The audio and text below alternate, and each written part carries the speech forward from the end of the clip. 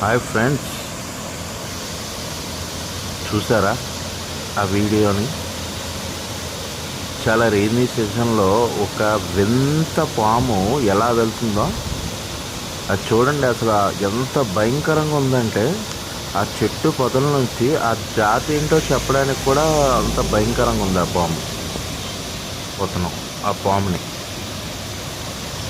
చూడండి. ఆ కొబ్బరి చెట్టు మధ్య నుంచి పైకి వెళ్తుంది పాము.